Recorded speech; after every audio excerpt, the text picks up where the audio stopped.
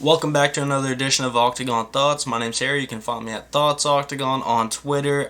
Be sure to like, subscribe, leave a comment, whatever you want. Just interact with us on this channel as we'll be bringing much UFC content along with lots of NFT content to this channel.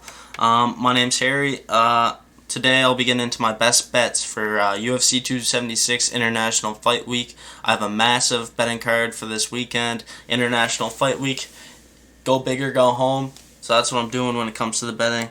I'll start off with some props that I like. I like Alex Pereira, plus 400 to win via decision. I think that offers tremendous value. Sean Strickland has shown to be a very durable and tough guy inside the octagon.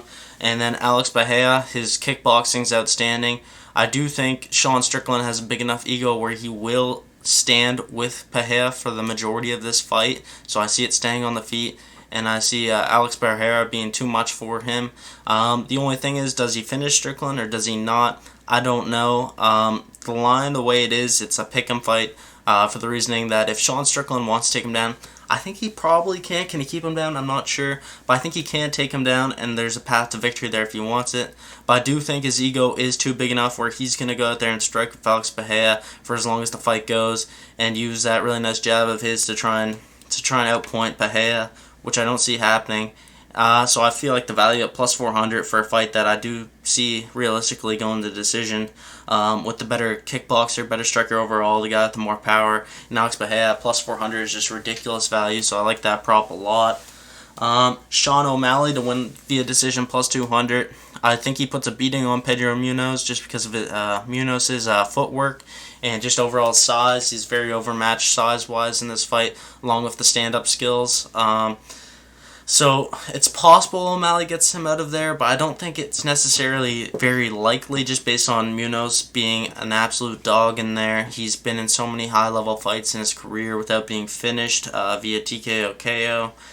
So 3-round fight, I think it's very possible he just takes a 3-round beating from Sean O'Malley and loses badly on the judges' scorecard. So I love the value on Sean O'Malley to win via decision plus 200. I think it offers tremendous value. Next up, I do like a couple underdogs on this card. Andre Muniz has been a story, submission ace, arguably the top submission guy in the UFC right now. He's flying high in the middleweight division, but he runs into Uriah Hall in this one. Uriah Hall has not been submitted in a long time, if not ever, and Uriah Hall is one of those guys. He's very hit or miss on what you're getting from him. Last fight out, he got taken down, held down, beat up by Sean Strickland over 5 rounds. The activity killed him. He couldn't land his power shots against Strickland. They weren't really doing anything. But in this fight, Muniz has been knocked out before. Uriah Hall does have that power. On the feet, Uriah Hall's the better fighter in this fight. And this fight starts on the feet. It's a big octagon. I hope Uriah Hall knows Andre Muniz is coming to take him down and find him in a submission early and often. But plus 250, I feel like this line is out of whack a bit. I understand Uriah Hall being an underdog plus 150 area, but plus 250, I'm going to have to take my guy Uriah Hall. I think that offers tremendous value. I'm going back with the old guys. I'm sticking with my old school guys, International Fight Week. So next up, Donald Cowboy Cerrone, sticking on another old head in Jim Miller, but I feel like Cowboy already won this matchup. Jim Miller's an older guy too.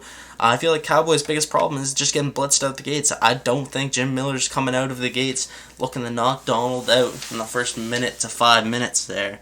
I feel like this gives Donald the opportunity to get his feet wet in the octagon and overall just start beating on Jim over the course of the fight. Keep this fight standing. I think he's the better kickboxer, better Thai boxer, and his wrestling isn't bad at all. He obviously has to be wary of Jim's submission skills, but Cowboy's a more skilled fighter. He won the first time they fought. You're giving me plus 160 on him. I gotta take that value. I like it a lot. And then next up, I'm going with all the legends. Give me Robbie Lawler minus 120 against Bryan Barberena. I don't love it. I really don't love it. It's just one of those fights you see it pick him on the board. Pick the guy you think is going to win. I think Robbie Lawler edges out a decision in this one against Bryan Barberena. Bam, bam. I think it's going to be a war. I think Bryan Barberena will bring the old Robbie Lawler out of him. I feel like Robbie Lawler's in trouble when he has guys like Neil Magny who are just staying on the outside, picking him apart, trying to take him down and just outpoint him, whereas Bryan Barberena's going to go there trying to kill him. and Robbie will react well to that, I think, and show some real old school qualities in that one. So give me Robbie Lawler minus 120 in that one. Next up, another underdog. I got Brad Riddell plus 120. I think Jalen Turner's he's awesome. Jalen Turner's awesome, no doubt about it. But he hasn't proven himself against the elite of the division. I do believe Brad Riddell is the elite of the division. He's gone up against Rafael Fiziev in his last fight out. Before that, he was unbeaten in the UFC. He's a striking coach at City Kickboxing. He's trained at Tiger Muay Thai. He's a very well-rounded guy. He's got solid wrestling base. I don't know if he'll go to in this fight, but I really do think that Brad Riddell offers a ton of value at plus 120 in this fight, as he's proven more to me over the course of his career. Whereas Jalen Turner's been knocked out before. Brad Riddell has crazy power. He hits like a truck for his size. He's overmatched in size in this one, but I really do like Brad Riddell as an underdog, plus 120 in this one. And then up next, in the main event, I got under 4.5 rounds. I think this might be a war between Adesanya and Cannonier. I expect Cannonier to bring the fight to Adesanya and make this slugfest at times, but he'll leave himself liable to being finished. I think that's the most likely outcome. But I feel like when you take the under 4.5 rounds here, you're getting the best of both worlds. Because if Cannonier wins this fight, it's going to be in under 4.5 rounds. So you get that Cannonier side covered fully. Plus, you get Adesanya. If Cannonier brings the fight to Adesanya, that I think he will, I think Adesanya finishes him also. And then my favorite play of the entire card, you got, in that under 4.5 rounds is minus 110. And then my favorite play of the entire card, it's a bit of a juice. You got to eat some juice here. It's minus 200, but I like it for a big play. Volkanovski, Holloway to go to decision, minus 200. I don't think you can go wrong. These guys have fought 10 rounds. Neither guy's been very close to a finish at all. They're both at the top of their game right now. They're both durable as hell. I don't expect either guy to knock the other guy out, and I don't see submission in the cards for either man. So minus 200. I think you lay that juice and you just take it and you watch that 25-minute war between those two men, and then you cash your ticket in that fight.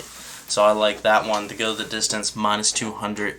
Alexander Volkanovski, Max Holloway. Those are my best bets. Let me know what you guys got down below. I will most likely tail unless you're fading me, which very possible in this game. I mean, I took a lot of underdogs, so hey, I hope we all make money. So let's all go make some money this weekend. International Fight Week. Enjoy the fights.